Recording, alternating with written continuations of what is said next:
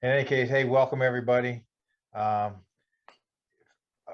in case any of you don't know, that's Frank is the thing says Zoom user, but that's Frank, the chair of the personal trainer SIG, and he and I were just talking because I was in the Army and he's currently at Fort Polk in Louisiana, doing the strength and conditioning coach thing there, and it's just really interesting for me to hear about this stuff and talk about it. But obviously, what he was talking about relates to what we'll be doing today, which is just talking about metrics. And I'm actually just going to say a couple things and let Frank take over, to be honest with you. But just talking about metrics and what metrics do you use? Do you find them important? Are they not important to you? What do you use objectively? What do you use subjectively? Where do you insert them? How do they measure just your program as a whole, and for your clients or athletes or whatever the case may be?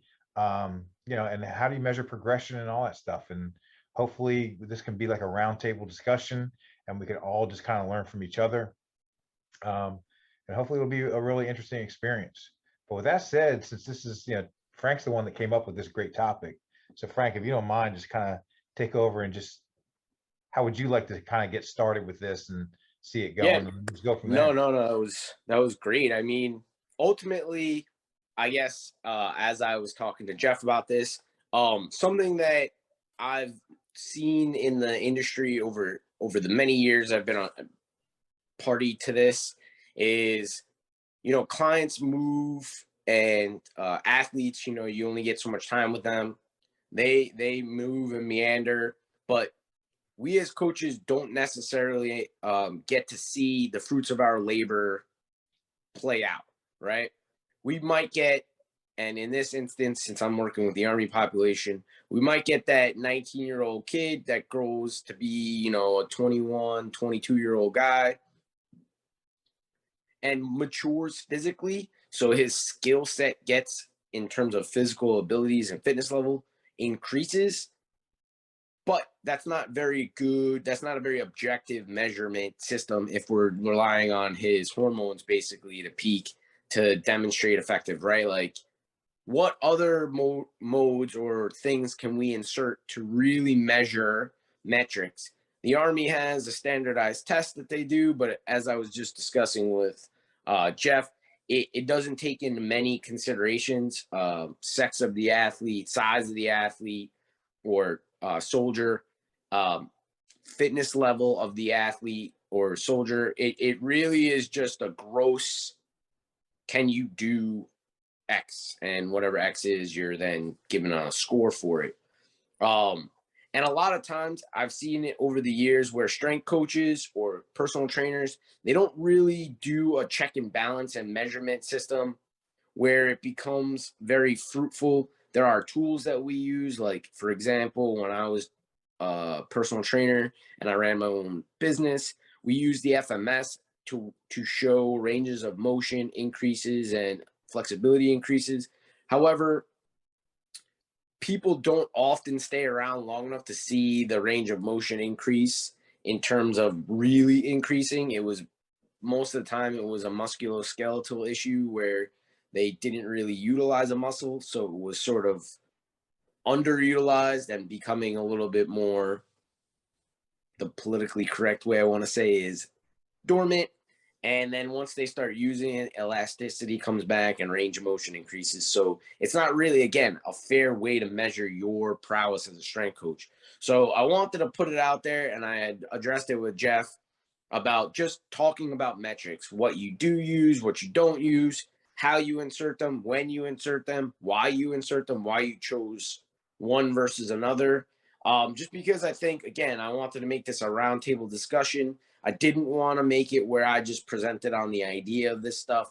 It was more of to openly communicate with everybody, to engage our groups, to try to get both the special populations and a regular personal trainers group come together. Because, like, guys, I also want to preface this: everybody ends up falling into a category of special population. It's just a continuum, right? Like, how much specialized knowledge do you have to work with that particular demographic?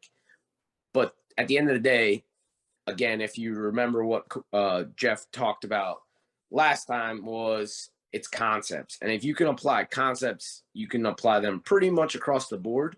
You just have to be a little bit more specific with your concepts and your implementation when you have very, very rigid situations that pop up. I mean, we did somebody with a shoulder injury, a shoulder issue, a knee issue, back, and stenosis of the spine. So there's a whole lot of everything going on in there, from the case study that we talked about last time. But I'll open up to you guys.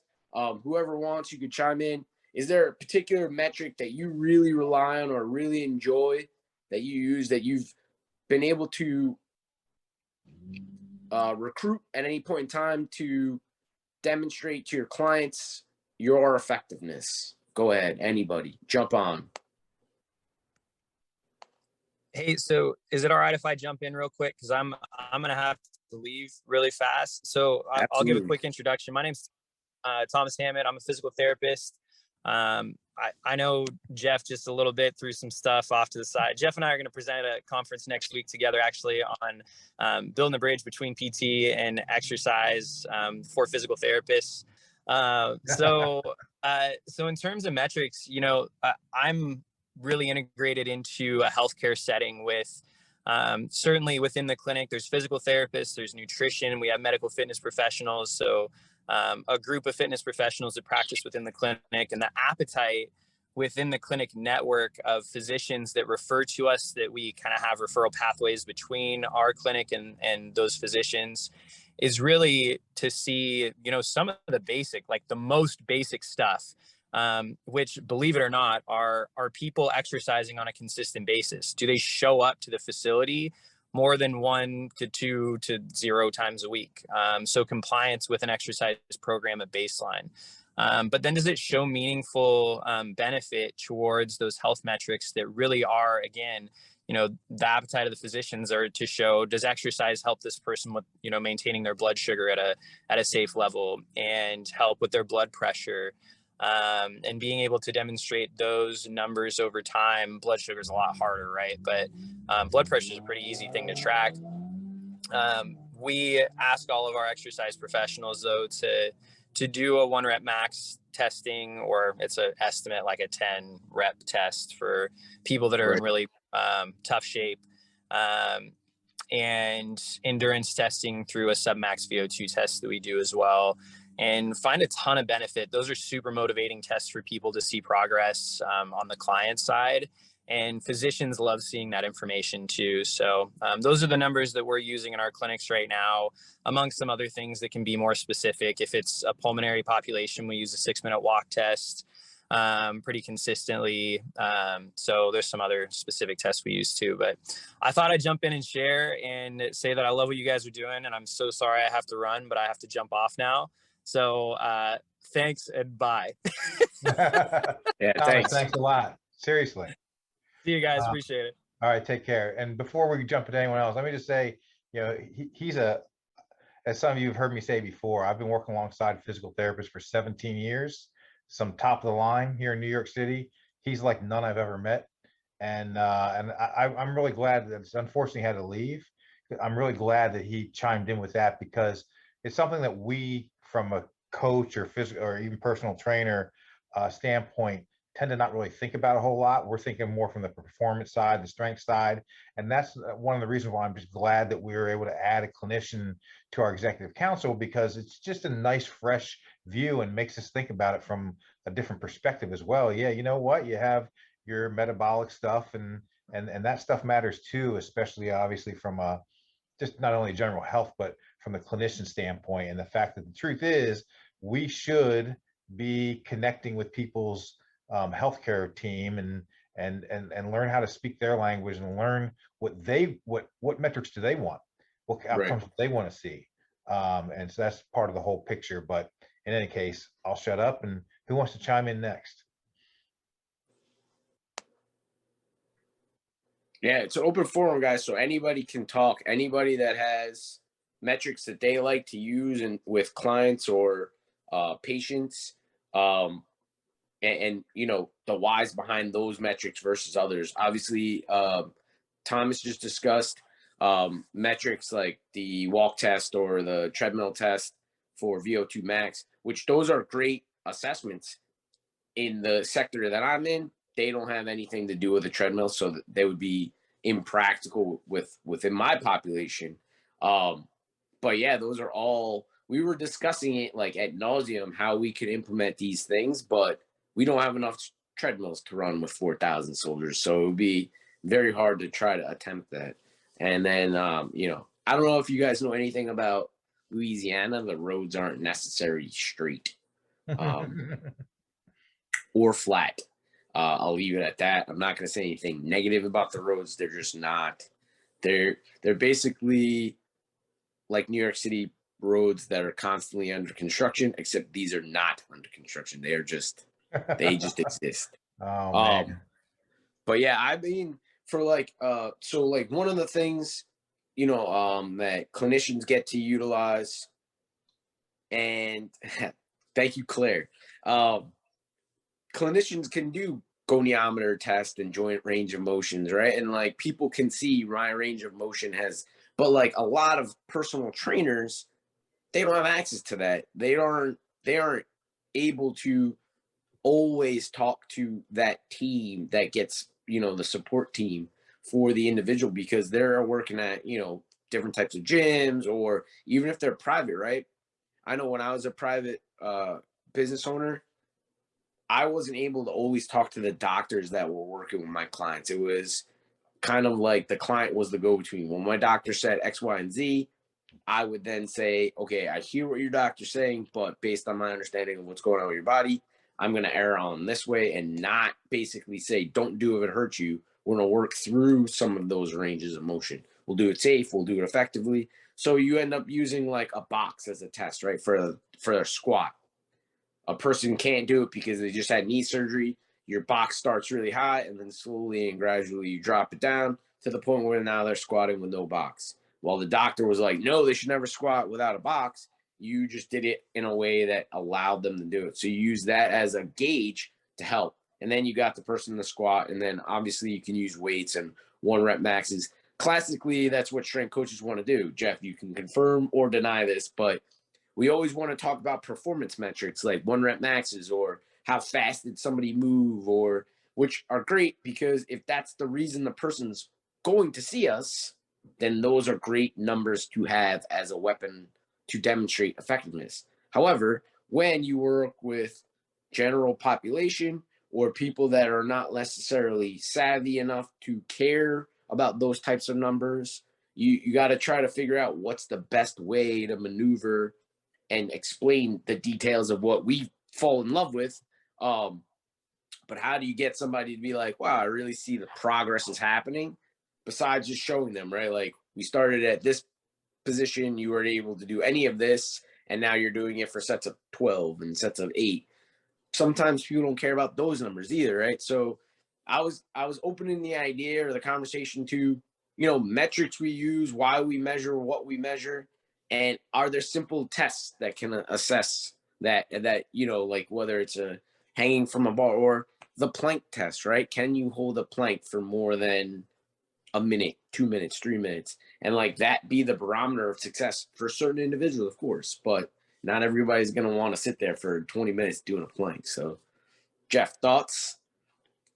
Well, the only thing I was going to say to try to engage some more discussion is, like, one of the things that Thomas seemed to be leaning towards was assessments. So when I think of metrics, and I'm sure there's more than what I'm getting ready to say, but I think of metrics that we can use. I think of 3 categories: the consultation and metrics that we might use within the consultation, PAR-Q plus and SMART goals, you know, and things like that, and then the assessments, like Thomas was saying, and then you can break down assessments into things like range of motion, aerobic assessment, strength assessment for various muscle groups, core. And so then, you can start breaking that down then into what metrics do you use for your assessments? Why do you find them important? Why do you use them? How have you evolved maybe from what you used to do to what you're doing now? And then the third category would be the program design itself, and what what metrics do you use for your program? How do you monitor them? How do you make sure you're progressing, etc.? So using that as maybe some structure and kind of, for at least for now, forgetting about the consultation and starting with the assessments. What I'm curious about is, what do you use for your assessments? Yeah, sure. What do That you works. assess? What do you assess, and what are you looking for, and how do you use your assessments to maybe guide your program and guide your assessment? I'm sorry, guide your progression. So does anyone want to chime in with what they use for assessments and go from there?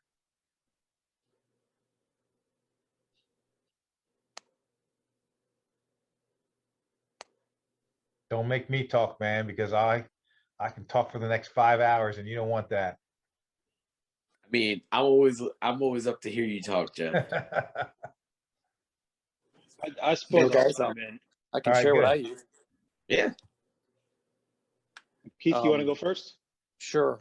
I can't even tell you how long I've had this. I know NASM had a whole list of subjective assessments and objective assessments. I primarily use the subjective because that gets the emotional things and why people want to change. You know, or there's some physical, obviously. Has to do with even like pain. You know. Let's see, what else is there? You know, you talk about eating habits, sleeping habits, and you know, things like that. What was worked in the past, what hasn't worked. You know, what do you like to do, what you don't like to do, that kind of thing. So it's just, you know, I've had really good luck with that kind of stuff, as well as the objective and so my wife calls me the posture police. A lot of my objective would be posture based. You know, let's see how you move under certain, all these different conditions and things like that. So. Okay. Good. Ty. So I jumped in. I think I have one of the unique scenarios after listening to a few people. I actually work for Helen Health, one of the big health systems up here in Wisconsin, in Green Bay. We have a Sorry for your pretty loss. unique clinic here. What's that? I said, sorry for your loss. It's fine. At least they still have a team. Special teams didn't do us any favors, and the offense definitely didn't help the special teams out. But yeah, so we're actually right across the street from the stadium. So I have to look at that stadium every day as a reminder now. But I get to work in the same clinic with the Packer doctors. So we get to see a pretty unique demographic that come in from all sorts of professional realms, all the way down to our high school athletes. So in my situation, I work with high school athletes. I'm out at a high school working with one of the largest, student populations in the state with the performance stuff. So I definitely see the performance side of things and the different metrics that are there. And obviously, you're able to take some of those metrics and apply them to a multitude of populations, not just an athletic population. Not having 60-year-olds necessarily test hang cleans to see, how much force they can produce and how quickly they can produce force. But I jumped in because while I deal with them every day and I do the programming for a multitude of different athletes, my primary goal here at the clinic is to work with prehab and post-rehab type clientele. So not only do we have our sports medicine team in this clinic, but we also have our orthopedic clinic. So there's a lot of hip replacements, knee replacements. We obviously have all of our sports medicine type stuff. So we have like Dr. Anderson, which is one of the nation's top ankle surgeons that does a ton of Achilles tendon injuries that we see here in the clinic. A lot of our stuff, when it comes to like the athlete side of things, when we get those populations in here, those are easy because it's standard performance metrics. A lot of our stuff that we deal with the general active population is a lot more on the subjective side. you know, we sit down in the initial consult and find out the kinds of things that mean something to them and find out what they would like to get back to, and try and relate a lot of what we do to what they're doing. You know, very similarly to how you coach an athlete and explain to them how this exercise is going to translate to their sport. Having an understanding of how the activities they're doing, just from an active adult standpoint, correlate over to what they're going to do. When I came here, you know, the clinic is really good on the sports medicine side and having assessments. We have a running assessment, a cycling assessment, a performance and prevention assessment, which takes you through a multitude of athletic movements to give you an idea of your risk to benefit ratio with how you move. But we don't have a very good metric system for the adult populations. And it's something that we've tossed around quite a bit. You know, we've hung our hat on the subjective side. You know, are people going back to the activities that they were doing before, or starting up the activities they were doing before, and how are they performing with them? And that's usually where they come back and tell us, yeah, we've been able to get back to our activity is the first hurdle. You know, obviously they've minimized or eliminated their activity that caused them injury, but now it's getting them back to it, and then we take performance from there and use performance metrics, but nothing in that rehabilitative state. And it's interesting that, was it Tom, Jeff, that you said was Thomas, in yes, before? yep. So a while back, I was independent as well, and decided to come over to Bellin because Bellin is a bigger organization, and I get to have fun toys that they pay for versus me having to pay for them out of my pocket. And the reason that I came over here was that, you know, much like most of you probably noticed, people who walk through your door don't necessarily walk through your door and there's nothing wrong with them. Those kinds of people are few and far between. They have something going on, whether it's a compensation pattern, whether it's an injury, whether it's a medical condition. Everybody seems to have a little something that's nagging them. So I went to go further my education and found a certification in what they coined medical exercise. And it lives in that world between bridging the gap between physical therapy and regular activity again. And that's kind of my role here in the clinic, is I build a really good relationship with the physical therapists here. And when they get to a certain point where exercise is deemed the most effective form of rehab at that point, they'll start to transition over to us. So I get fortunate that I don't have to do all of the objective measures, you know, like goniometer measurements, like the Y balance test, those types of things, because they're still doing that in physical therapy. And by the time they get to me, I do get to lean a little bit more on the performance side of things. But it's something where I want to create some assessments that when they do come over, even if they're not getting referred over from physical therapy, that we can do from our cash-based side on the training side. So that's kind of why I jumped in. Is I'm in a unique situation where I probably have the perfect storm of what everybody wishes they could have for a job, and the funnels of referrals and all the equipment that's here. But I want to hone it down and create something that's for just the general population. Yeah, so I'm really compelled to respond because you and I have a lot of similarities. But I'm gonna keep it short because this isn't about me. But I just want to mention a few things. Always about you, Jeff. No, man. You know, for 10 years I worked in a system that sounds very similar to what you're in here in New York City, Mm-hmm. a Mount Sinai Beth Israel system where we had sports medicine team for the Knicks, Yankees, Nets, you know, all that stuff. I worked right alongside the physical therapist. And so we had athletes coming through, but we also had family medicine, internal medicine, cardiology, you know, et cetera, et cetera. So tons of the general pop. I can really relate to the majority of what you just said because, you know, somewhat from a metric standpoint, a lot of the stuff, just like you just said, was already being performed by the physical therapists. With the athlete side, it was much easier because you kind of knew what metrics they needed for whatever their sport was. So it just made it a lot easier and took the guesswork out of it. Once again, I was the fitness coordinator there. I was there for 10 years. And we really did honestly just lean to the subjective side.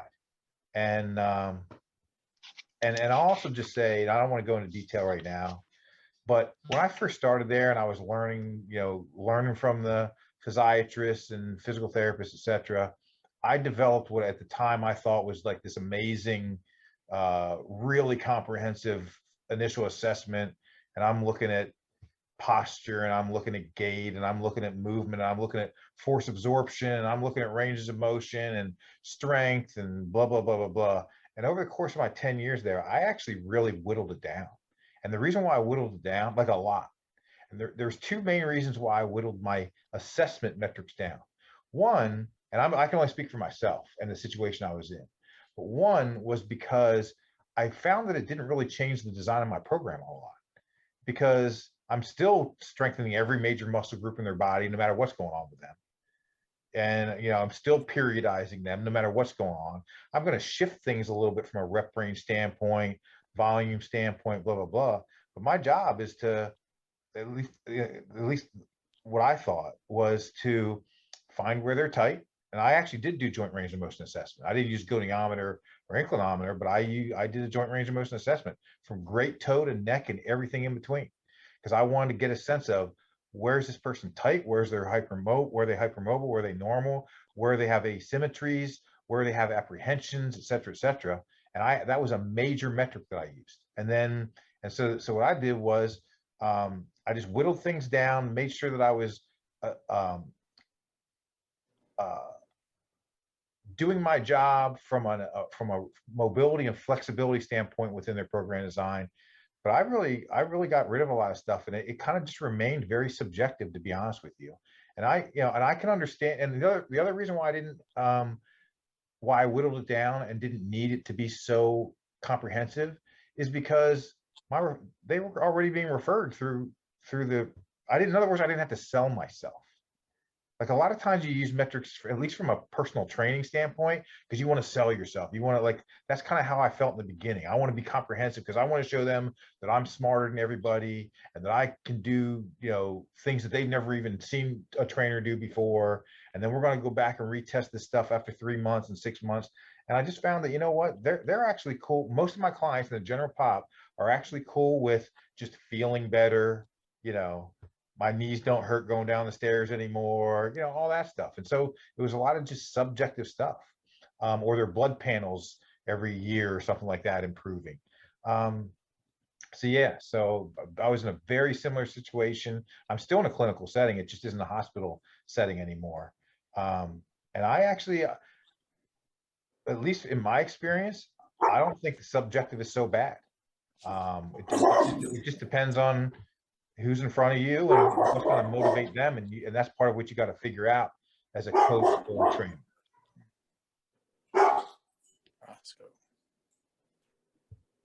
Who else? Yeah, and I think subjective, another argument for why it seems to stand the test of time is everybody's interpretation of objective numbers can be slightly different. What one clinician, whether it's a physical therapist or an orthopedic doc or even an internal doc, they might have a different interpretation of the numbers, even though the numbers, you could have 3 different doctors looking at the same set of numbers, and each of those doctors are going to be on a spectrum of whether or not they think you're good or bad. But ultimately, if the client or patient is feeling good, I think that's the number one thing. Some people, they're in your clinic for weight loss. Do they like the person they see in the mirror? Did they lose the amount of weight that they wanted to? They have to feel good about the things that are changing. So if it's a pain thing based on, going up and down the stairs from an orthopedic aspect, they might not be in the perfect realm for squats and lunges and everything else. But if their life has become easier, they're going to see value in what you're doing, no matter what the numbers are that you can measure objectively. Yeah. One last thing I'll say is that definitely now that I know more about what you do and everything, would love to speak to you sometime, where, we have to set up a Zoom call or whatever, because like Thomas said, next week we're in San Antonio, we're presenting for 7 hours on bridging the gap between physical therapy and medical fitness. He's presenting for 3.5 hours in the morning and me for 3.5 hours in the afternoon. So it's absolutely live in this world. And it's a world that really needs to be improved a lot from both ends, like big time. And so, yeah, it would just be interesting to have discussions with you and learn more specifically about what you're doing, what you find successful and what you find the barriers are, which my guess is would probably be the same barriers that everybody else is having to deal with. Yeah, I can share with you some of the reasons why I got into it, and then some of the things, there were definitely some barriers, and there was definitely a reason why I went from the independent realm to working for an organization. But some of the things that I've brought to light and tried to push along here brought some different ideas. They definitely wanted, one of the key features, and I think is across the spectrum, is, whether you work in a clinic or you work independent, in a lot of realms, you have to have referral sources. But you also have to realize that you have to go the opposite direction too.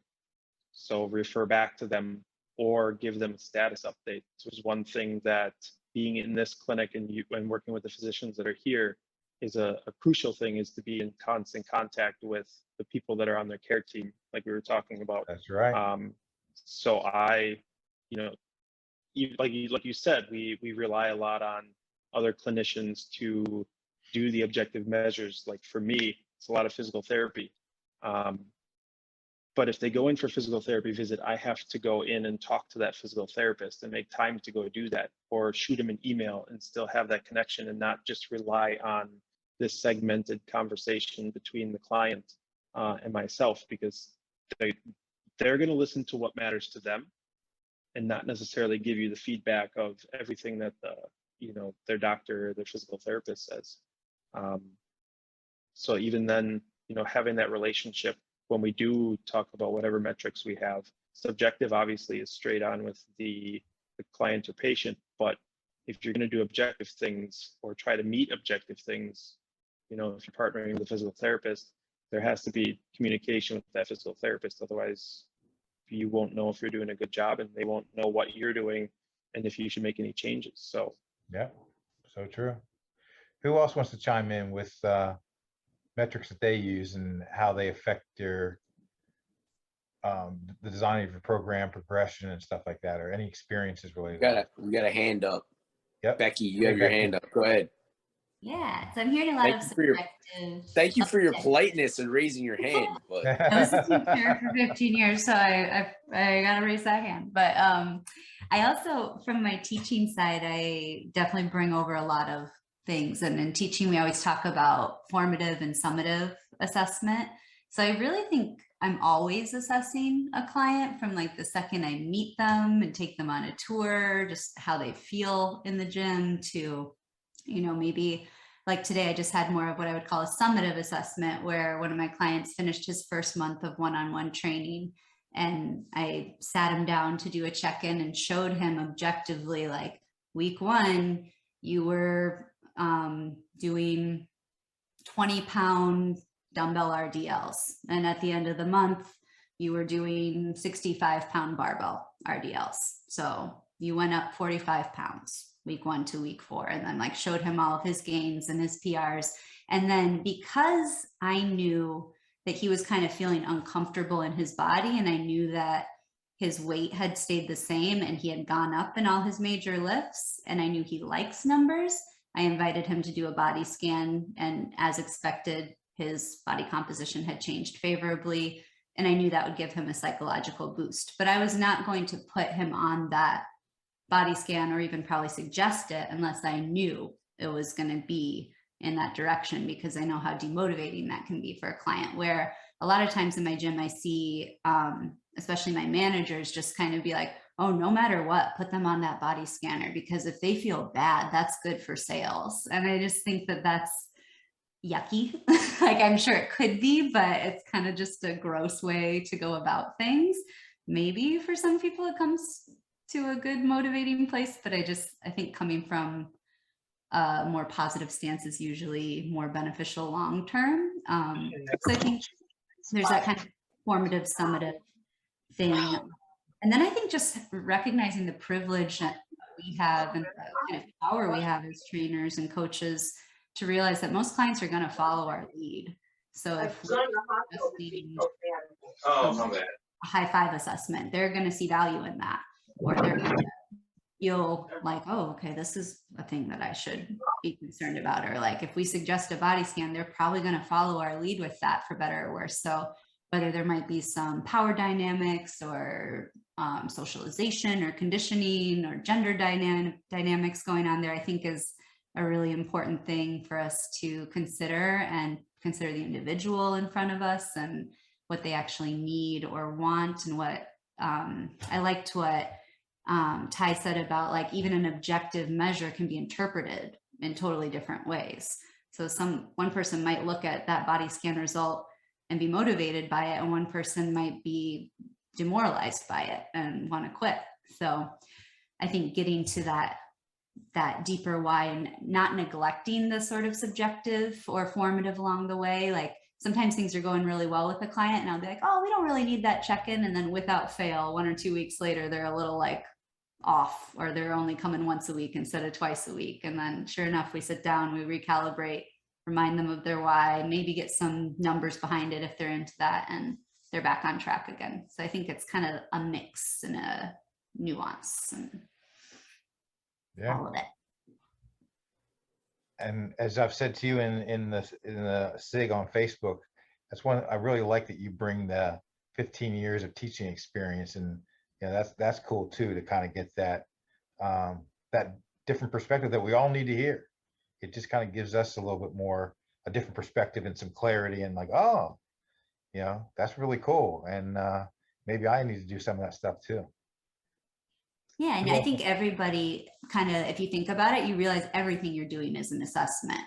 So same thing with kids in classrooms, like there's a test where they sit down and don't look at someone else's paper. That's a formative assessment, or that's a summative assessment for the semester exam. And then there's like every day when Tommy can't figure out where his pencil is and get his paper out and like focus, that's every day I'm noticing that as a teacher, and noticing that's a struggle. So same thing with your client, when you notice like every week they're coming in 5-10 minutes late, or they didn't hydrate or whatever, that's right away information on their readiness. And that's something you're taking note of and bringing up and talking about them with. And maybe it's not the week 1 to 4 check-in every month, but it's all data, it's all information. Yeah. So.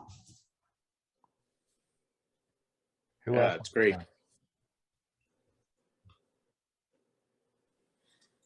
Who else? Hi guys. Go ahead. Hi, my name is Rob Hudap, but I don't know if I have much to offer you guys, but I'm learning a lot from you all.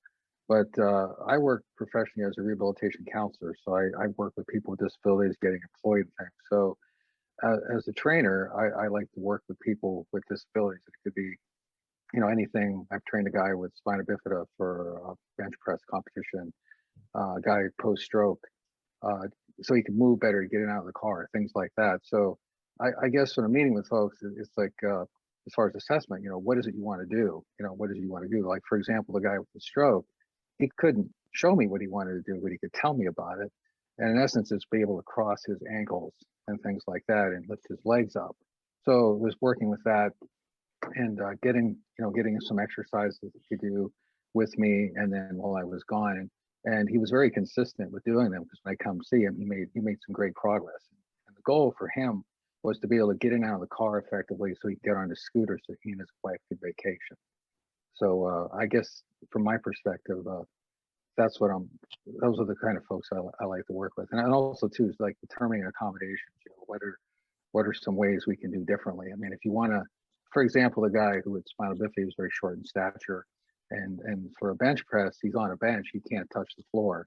So take some dumbbells, put them on next to the bench where his feet are, so you could get his feet on that, things like that. So, but what you guys are doing is really exciting stuff. But I'm learning a lot, so I'm glad to be here tonight. Good, awesome. Appreciate that you chimed in. Yeah, I mean, this was supposed to be an open forum where we can all try to, discuss. And it wasn't, it was never meant to be like, do your metrics fall into the category of subjective versus objective, and, subjectives are crap and objectives are the way to go. Because, yeah, like, as you guys both mentioned, or as many of you have mentioned, a number can be observed a lot of different ways. Weight loss clients, right? They always put so much faith in that scale.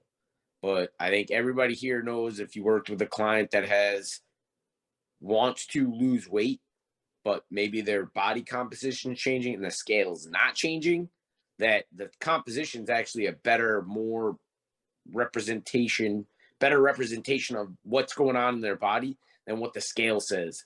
But because the scale didn't change, the client or the soldier or the athlete sees that number and is completely debilitated, and they're like, well, I didn't lose any weight, so you're a shitty trainer, or I'm going somewhere else, or I'm not coming back because the number doesn't reflect the work I'm putting in. So coming up with the idea of showing them, I think Becky, she showed all the other metrics this client was changing, right? The ability to lift more weights, the performance, a feeling. So you kind of tap into all of that. And like you said, Becky, everything becomes an assessment. It's all ammunition for you as the coach if you're paying attention to those rounds in the chamber. Essentially, the conversation was just to kind of throw it out there, see what everybody's doing. It wasn't really to choose subjective versus objective, because I think we all dabble in both, right? You have to utilize both, and it also is very, very much represented by who we're working with, right? The population. If you have somebody that has a really strong goal to do, like Rob just said, to get on a bench press and do a bench pressing competition, then the completion of that or getting into that event is the end goal, right? Like, that's what I want to do. But if you have people that are very much, I'm tied to the scale, that number means something to me, that's the only thing I really care about. I'm with a coach because I want to see that number on the scale change. I mean, we know that there's a lot of variables that are attached to that number, right? Are they sleeping at night? Are they hydrating? Are they eating properly? Do they just show up to my workout 3 hours out of the week, right? Are they doing the other things that are important? Not everybody has a full physical therapy staff or tons of equipment to make use of. So the idea was for personal trainers, for coaches, to just throw out other metrics they've found to be successful. So we have physical assessments or data points from the range of motions, whether you're using goniometers or any metric measurement system, to show that even if you just do a simple like sit and reach test, right? Did you change the number effectively to reach further this time than last? Those are absolute tangible metrics that we as coaches or trainers can utilize to facilitate the person seeing our effectiveness. Obviously, we can manipulate or help control VO2 and max based on our program to create a better or more effective VO2 max for the individual. We have wearables that we all kind of have access to, and a lot of our clients have access to. So those can actually be numbers and data points that we pull, right?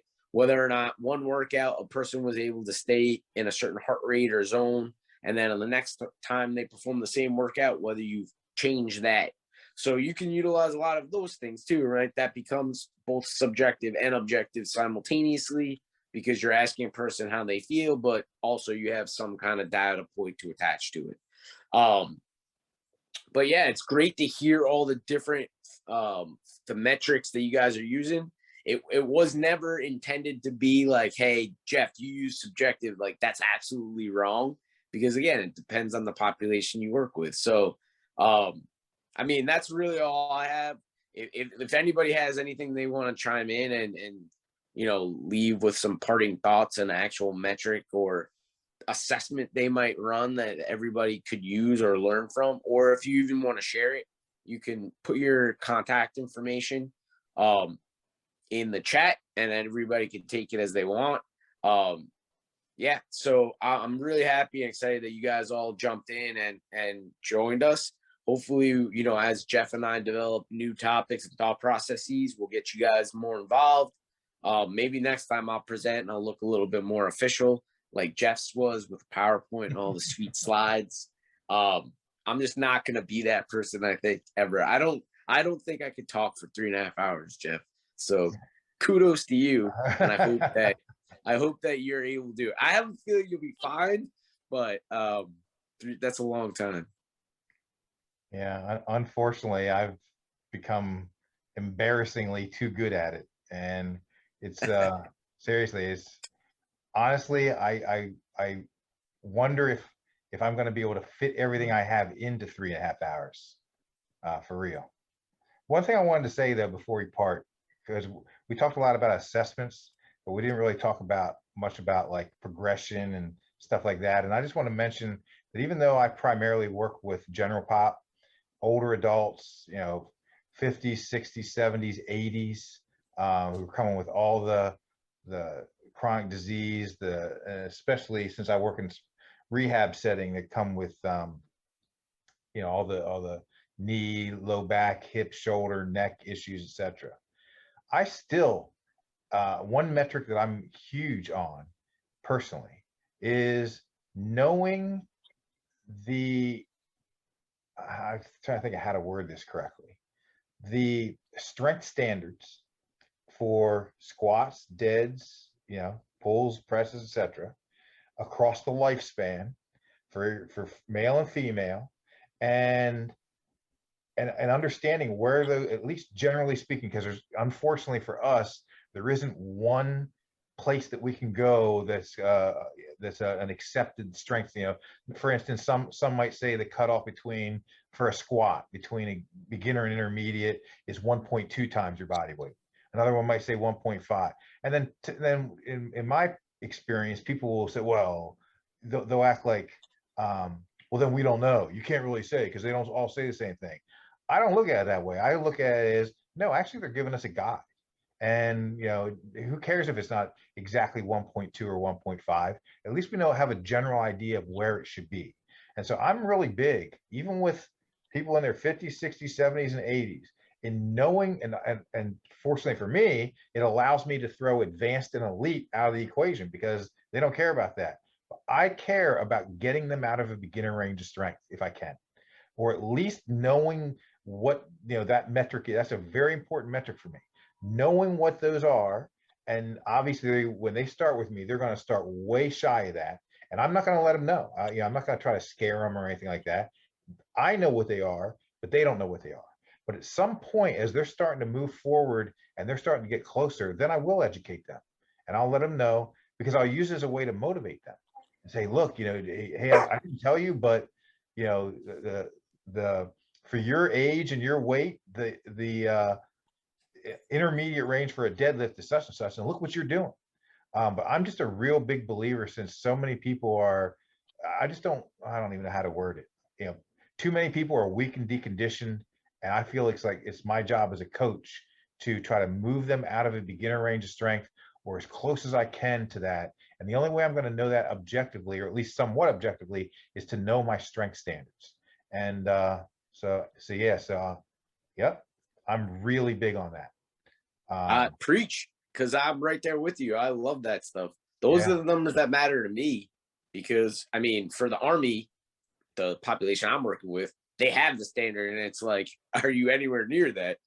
I can already tell you no. The answer is no. But Jeff, just in case you didn't see it while you're talking, there's some comments that you should check out. People would like to know and access your knowledge. So please share it. I think everybody on this call, if you don't know Jeff, reach out and just pick his brain a little bit. I think he's a phenomenal resource that every one of us can tap into. And apparently he does talks for 3.5 hours. So if you can get him to talk to you for 20 minutes, I mean, maybe he'll drop a lot of knowledge on you. I love talking to Jeff. Jeff and I don't know, we didn't cross paths when I was in New York, and I wish we did. I had to move to like China to get to know Jeff first. So yeah, I mean, again, I'm with you. I think strength standard across the board needs to be an understanding for most people, so that they understand, you know, for an average person, how close are they to that mark? Exactly. Because I think that kind of gives you it literally is like that carrot in front of you, right? Because you can always chase that a little bit. And you don't have to be, you're not trying to be an elite powerlifter, but hey, we all need to live with our body.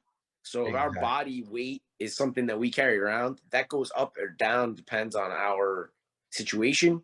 But if we're incapable of handling our own body weight, then I think we all understand that we have work to do. So yeah, that's a great metric to use for the general population. I am huge into chasing numbers, man. Chase numbers. Set those little PRs, even if they're 3 months apart, 6 months apart. Everybody gets excited about a PR. Oh yeah. Oh yeah. I mean, if all you have to do is look at Instagram, you see 1,000 guys. Yeah. But yeah, I mean, I don't want to keep anybody else. If anybody has any parting thoughts, I would love to again. Yes, you don't mind. that strengthlevel.com. Yes, that's a good one. Who was? I'm not sure who was just trying to chime in. So, Claire, did you want to say something? Yes, please. Go for it. I was just gonna say, besides the strength standard, and then you said the strength, that was a good resource. So for Becky, I didn't want to interrupt that. Yes. Oh. Yep, that's a good resource. And xrx.net is, you know, the truth is, I'm a believer that look at xrx.net, look at the one that Becky just posted. The NSCA Strength and Conditioning Journal just came out with one in one of their journals, like, I don't know, over the summer or something like that. They just came out with one. But I'm a believer that look at like 3 or 4 for the main purpose is to kind of just see what the similarities are, and kind of develop for yourself like a little range, as opposed to thinking that it has to be exactly 1.5 or 2.0 or 75% of your body weight or whatever the case may be. Give yourself a little bit of a range. I think it becomes a lot more important when you're working with athletic populations, and especially strength athletes, obviously. But for the general pop, just get a general idea of what it should be, and then chase numbers. All right, I was just going to say real quick, because this was what Ty was talking about, and one of the things that we do in ACSM is, and one of the things that I do, because I work with special populations, and but I'm by myself, so that's awesome that you guys, I hope y'all can hear me, but that you get to work with a team of people. That is incredible. But as I like to look at the 5 components of health-related fitness, and then base assessments off of that, and then the fit protocols that might be for that particular population. And then, so your 5 components of health-related fitness, and then look at, from there, I'm going to look at the 5 components of, what is it, athletic, like, what's the other related, what's the fitness? It's like fitness, 5 fitness components. Yes. Agility, balance, yeah, all that. So, and so that would be where I would start looking at. And then body composition, like what Becky was saying, I mean, you can always look at it as individual, but something else that I use with body composition is to see if people are recovering properly and if they're losing muscle mass.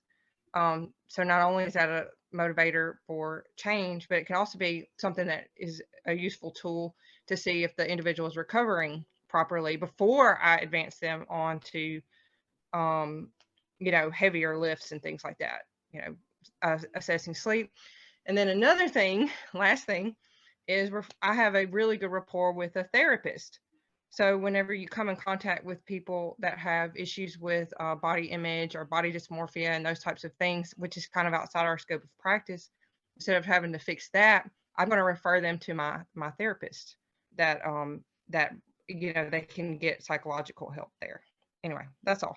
Yeah, no, awesome stuff. Yeah, it was great.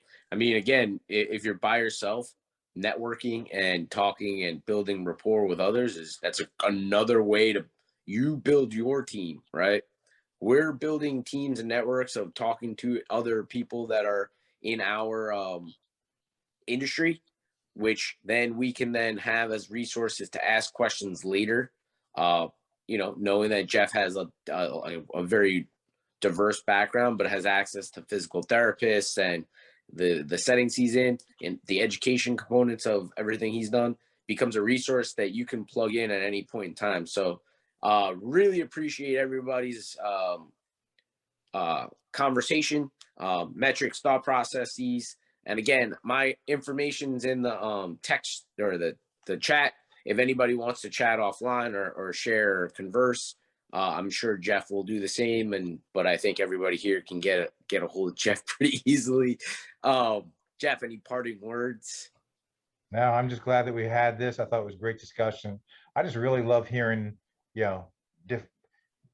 different perspectives, and I think it's so cool that people are coming from all these different situations. And I just kind of look at things as there's a lot more similarities in our views than differences, even though it seems on the surface to some people that there's a lot of differences. I just see more of the similarities, and I love these types of discussions and hope that we can keep these going, once every 2 or 3 weeks.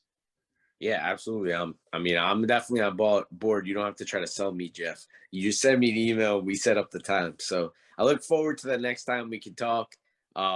Definitely looking forward to that next topic and seeing how we can continue to grow this.